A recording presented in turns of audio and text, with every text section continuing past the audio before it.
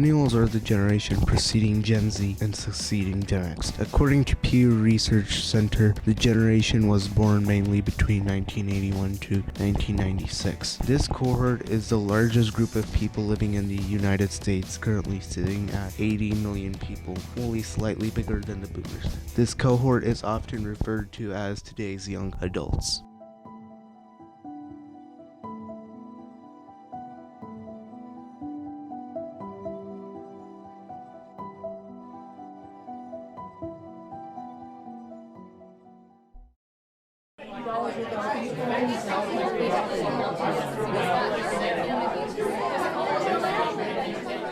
A couple of unique things that I feel about teens today as opposed to 20 years ago is that teens are saturated with electronics and social media.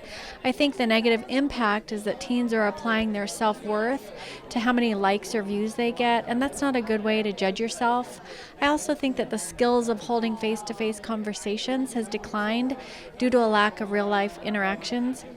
This is what Ms. Keck, a journalist teacher at Memorial High School, said about today's teens and young adults with technology and social media.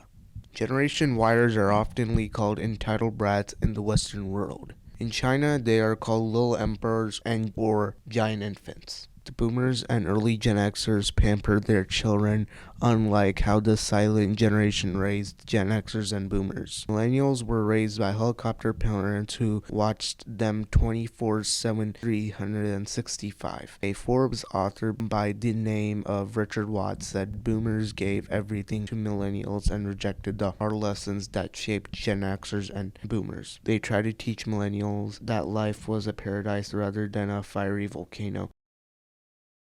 In other countries, millennials in Eastern Europe were born into first-time communist-free regimes like Poland and Russia. The Eastern European millennials also got to enjoy freedoms right from their childhood due to the fall of communism and the collapse of the Soviet Union. While in East Asia, people in China could only have one child, which means that the child in a family was often the center of attention.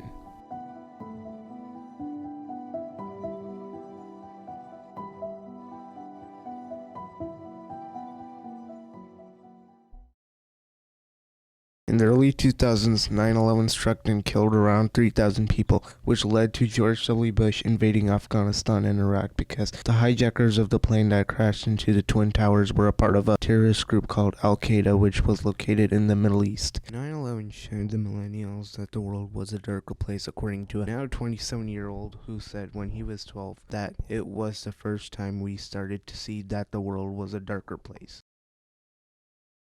Around this time, most millennials were graduating high school and pursuing careers to only have a few major financial obstacles in the way of a career. One was the financial crisis of 2007 to 2009, where the primarily Gen Xers and boomers were borrowing loans from the bank to pay mortgage and never returning the loans ever. This resulted in the bankruptcy of the Lehman Brothers. 1/8 of 16 to 24-year-olds were unemployed. 10% peak unemployment in October 2009.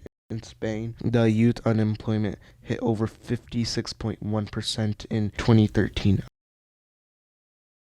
Another is the Affordable Care Act, known as Obamacare, which makes people pay health insurance and/or a tax penalty.